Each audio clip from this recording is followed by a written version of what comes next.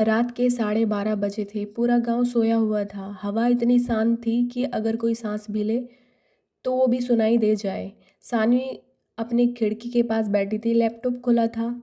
Recording चल रही थी क्योंकि पिछले 5 दिनों से हर रात ठीक 12:03 पर उसे एक आवाज़ सुनाई देती थी, धीमी पर साफ। सानवी, दरवाज़ा खोलो। वो आवाज़ हर दिन एक जैसी थी और अब वो सानवी के कानों में नहीं, उसकी आत्मा में उतरने लगी थी। सानवी ने अपने फ़ोन की रिकॉर्डिंग चालू की। सोचा, आज पता लगाऊंगी कि ये आवाज़ आखिरकार है किसकी। वो बिस्तर पर बैठ गई, लाइट बंद की। माहौल में सन्नाटा था, केवल पंखे की हल्की आवाज़ आ रही थी। 12:03 हो चुके थे और फिर वही आवाज़ आई, सानवी, दरवाज़ा खोलो। सानवी का दिल तेज़ धड़कने लगा, पर उसने हिम्मत की और धीरे से बोली, कौन हो तुम? कोई जवाब नहीं आया, बस खिड़की की शीशे की हल्की दस्तक। सुबह सानवी ने रिकॉर्डिंग सुनी। पहले कुछ सेकंड खामोशी, फिर वही आवाज़, सानवी, मेरी मौत बेवजह नहीं हुई है। सानवी का चेहरा जम गया। वो आवाज़ किसी और की नहीं बल्कि आरव की थी। उसका बचपन का दोस्त जो 5 साल पहले गांव से लापता हो गया था। सानवी के हाथ कांप गए।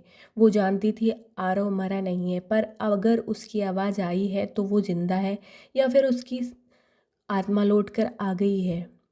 आरव फोटोग्राफर था। आखिरी बार उसने सानवी से कहा था, मैंने पुरानी हवेली में कुछ देखा है, कुछ ऐसा जो इंसान नहीं है।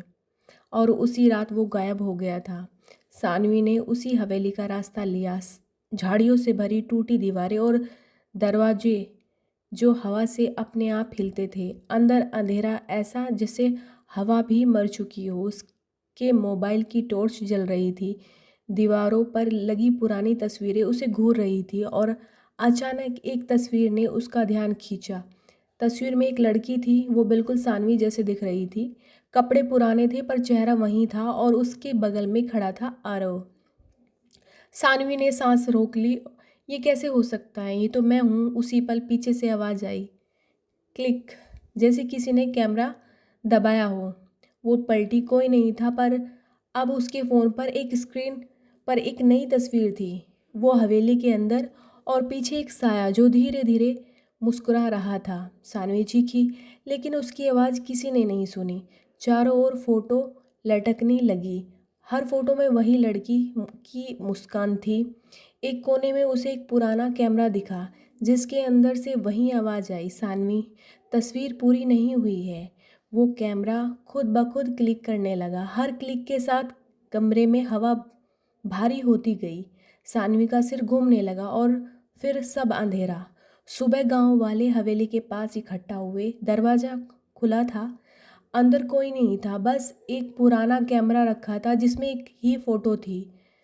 तस्वीर में सानवी, वो उसी कमरे में खड़ी थी, पर उसके पीछे अब कोई नहीं था। सिर्फ दीवार पर लिखा था, हर आवाज़ की एक तस्वीर होती है और अब मेरी पूरी हो चुकी है। 3 दिन बाद सानवी की रिकॉर्डिंग उसके लैपटॉप में अपने आप चल गई। किसी ने छुआ भी नहीं था। रिकॉर्डिंग में उसकी ही आवाज़ थी, धीमी, ठंडी और अजीब सी हंसी के साथ। वो कह रही थी, अगर कोई मेरी आवाज़ सुन रहा है तो हवेली मत आना, क्योंकि अब मैं वहाँ हूँ। और आखिरी लाइन में, सानवी, दरवाज़ा खोलो।